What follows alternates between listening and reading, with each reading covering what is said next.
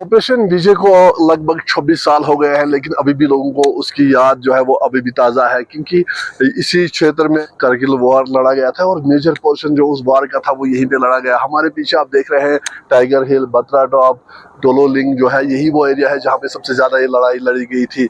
और हमारे साथ उस याद को ताज़ा करने के लिए तब कैसी स्थिति थी, किस तरह के यहाँ पे हालात थे, कर्नल आशीष खन्ना जी हमारे साथ है। इनसे जानने की कोशिश करेंगे कि किस तरह के हालात तब थे। जैन, उस टाइम पे हालात आप अभी तो हम 26 जुलाई को हैं, लेकिन एक महीना पहले अगर आप जून 1999 की बात करेंगे तो हालात बिल्कुल ही टच एंड गो पे थे, ब्रिंक पे थे।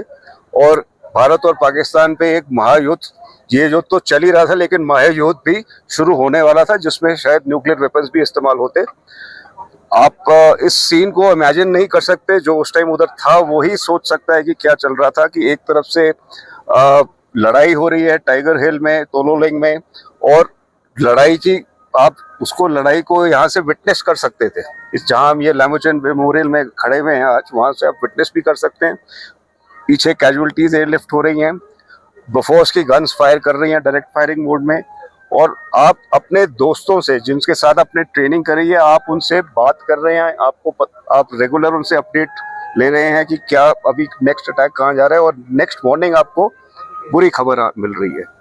तो ये मेरा ये नमन सल्यूट है मेरे जितने भी उस टाइम के जो शहीद हुए हैं ऑफिसर्स जो मेरे साथ थे, जो हमने एक साथ ट्रेनिंग करी।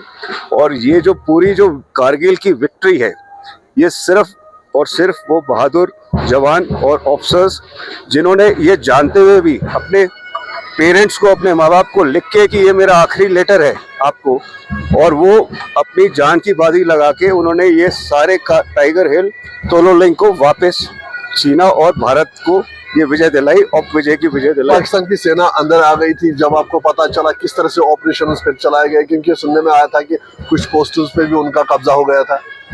देखिए, वो एक आप मान के चलो एक ऑपरेशनल जनरल मुशर्रफ का ही, जो उस टाइम आर्मी चीफ थे पाकिस्तान के, और उन्होंने बाद में कू भी किया, प्राइम मिनिस्टर को हटाया भी, उनका एक ऑपरेशनल उनके हिसाब से मास्टर स्ट्रोक था।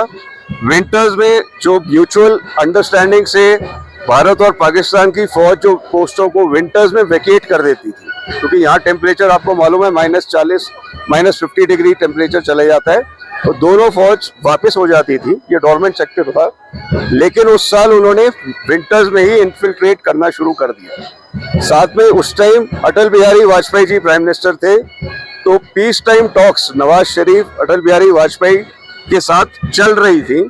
तो एक तरीके से ये जो इन्फिल्ट्रेशन की गई, ये एक सरासर धोखा था, जो पाकिस्तान की हमेशा उनके खून में ही है कि वो धोखा ही दे सकते हैं। और उसके बाद उन्होंने बुरी तरह जो मुंह की खाई है और जो हार हुई है उनका आपको मालूम ही है। और इसीलिए आज हम कारगिल दिवस, आज 26 साल हो गए उस विजय दिवस को, उसको आज भी हम इस मेमोरियल में इतने पॉम्प और शो के साथ सेलिब्रेट करते हैं और अपने मार्टियर्स को, अपने शहीदों को सल्यूट करते हैं। जब आपने ऑपरेशन विजय चलाया, जब फतेह हुई, तब कैसा माहौल था और कितना जश्न था यहाँ पे? बहुत जश्न था, बहुत जश्न था। एक एक हाइट, एक एक जो पोस्ट जो वापस कैप्चर होती थी, और चाहे जिस तरीके से उनको कैप्चर किया जाता था, चाहे वो पाकिस्तान के लोग वहां से भगाए गए या मारे गए या कैप्चर किए गए, वो एक एक चीज हमें को याद है, लेकिन वो हम ज्यादा बोल नहीं सकते टीवी पे भी। लेकिन हर्ष और दुख दोनों ही था, क्योंकि आपको पता था कि उस पोस्ट को लेने के लिए कितने हमारे जो जानने वाले या उस यूनिट जिसको आप जानते हो, कितने लोगों की वीर गति हुई है, वो भी आपको मालूम था। साथ में इतने लोग इंजर्ड हुए हैं। तो मैं अब HDFC लाइफ में हूँ रिटायरमेंट के बाद, और मैं खास इसीलिए आया हूँ कि किसी तरीके से हम HDFC लाइफ भी भारतीय सेना के साथ जुड़ के फैमिलीज को, वीर नारीज को कैसे सपोर्ट करें, हम एक उसको जो हम कर भी रहे हैं, लेकिन उसको हम बढ़ावा देना चाहते हैं। तो अपना अनुभव शेयर करिए कि इन चोटियों पे जब लड़ाई लड़ी जा रही थी, जब टेम्परेचर माइनस में था, तो किस तरह से सेना का जो शौर्य है, जो सेना का जो तब जो मनोबल, जो करेज है, किस तरह से वो बरकरार था? और जब आखिरी पोस्ट पे कब्जा हुआ तो कौन अब कहाँ पे थे और किस तरह का माहौल तब सेना में था? देखिए, जैसे ही आखिरी पोस्ट जब कब्जा होने वाली थी उससे 3 दिन पहले हम लोगों को मेरी जो यूनिट थी, मेरी जो टोली थी, उसको कुपवारा एयरलिफ्ट किया गया था। वहाँ पे भी एक सिचुएशन बनी हुई थी। लेकिन मैं यही बताना चाहता हूँ अपने भारत के जवानों को, अपने सिटीजन्स को, कि मैंने इस वक्त में जब ये सब पूरा चल रहा था, आपको कई ऐसे कैजुअलिटीज दिखे, कई ऐसे जवान दिखे 21 साल के, 23 साल के, जिनको जितनी बुरी तरह से जो इंजरी हुई है आपसे देखा नहीं जाए, लेकिन मैंने कभी यहाँ पे एक जवान नहीं देखा या एक ऑफिसर नहीं देखा जिसने बोला कि मैं इस लड़ाई में या इस पोस्ट को कैप्चर करने के लिए अपनी यूनिट के साथ नहीं जाऊंगा। ये सिचुएशन जो था वो ये था कि सबका गर्म खून था और सबने ये जो पाकिस्तान ने हमें धोखा दिया था उसका बदला लेना था, और वो बदला अपने खून से लिया गया है। कारगिल वार के एक और हीरो हमारे साथ है, मेजर जनरल असीम कोहली, जो कि तब वार में बिल्कुल आई विटनेस थे और कहीं एरियाज में उन्होंने लीड किया है। इनसे जानने की कोशिश करेंगे कि क्या माहौल था तब जब ये वार हो रहा था 1999 में। माहौल की अगर मैं शुरुआत करूं तो पहले तो एक सरप्राइज था, क्योंकि मैं बड़ा क्लियर वर्ड में बोलूँगा कि हमारे पीठ पे छुरा घोंपा गया, धोखा दिया गया पाकिस्तान के द्वारा इंट्रूजन करके, हमारे जो एग्रीमेंट्स को उसको तोड़ के। लेकिन वो एक चीज़ हो चुकी थी। अब दिल के अंदर एक भावना थी कि जो कुछ किया है वो तो हो गया, अब हमने दुश्मन को उन पहाड़ की चोटियों से हटाना है। देश की सुरक्षा के लिए जो चीज़ें ज़रूरी हैं, रोड को ओपन करना है जिसपे पूरा लद्दाख का जो कम्युनिकेशन होता है, और हमारा जो दिया गया टास्क है उसको पूरा करना है। उसी के को ध्यान में रखते हुए देश के अलग अलग हिस्सों से आर्मी को यहाँ पे इंडक्ट किया गया था। मैं उस समय हरिद्वार के पास में एक कैंट है, रायवाला कैंट, वहाँ पे उस समय था। वहाँ से हम लोगों को मूव किया गया। हम नीमू होते हुए और बटालिक सेक्टर में हम उस लड़ाई के लिए पहुंचे, और जब तक हम आगे आगे बढ़ रहे थे इंफॉर्मेशन आती जा रही थी, एक गुस्सा दिल में आता जा रहा था, और जो भी कुछ लड़ाई में चल रहा था उसकी इंफॉर्मेशन आ रही थी।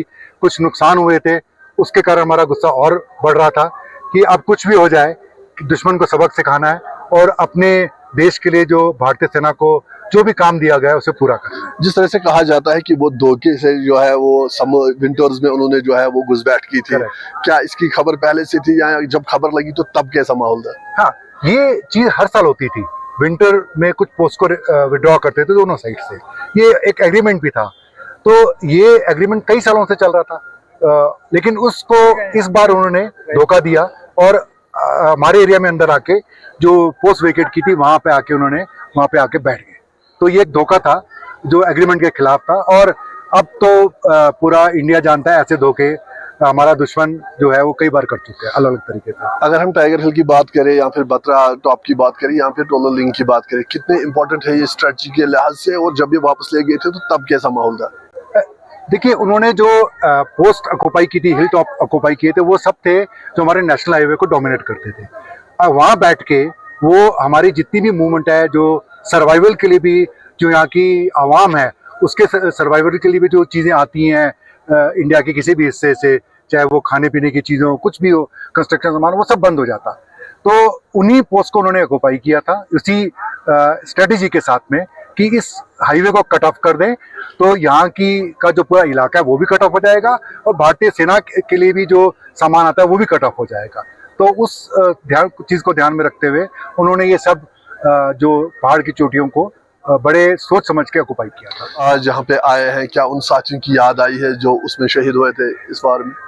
आप जो सवाल बोल रहे हैं, आप शायद जब पूरे जो शहीद हुए थे उनके परिवार के लोग यहाँ पे आके जब बात कर रहे थे तो मैं अपने आंसुओं को रोक नहीं पाया, और उनकी बातें सुन के, प्लस उसके साथ में जो जिस अटैक में मैं गया था पटालिक सेक्टर में जवाहर हिल्स में, उसमें भी एक अफसर, एक जेसी और 26 जवान शहीद हुए थे। उन सब की याद दिल में आई, और भगवान का जो भी ऊपर वाले का मंजूरी था कि हम यहाँ पे खड़े हैं और वो भगवान के पास में। जब आपने विजय पाई, जब ऑपरेशन विजय लॉन्च किया गया, तो उसके बाद क्या माहौल था? उसके बाद तो बहुत खुशी थी कि हमें जो टास्क दिया हमें पूरी हो गई, और तब तक खबर पूरे देश में फैल चुकी थी, हमारे परिवारों तक भी पहुंच चुकी थी।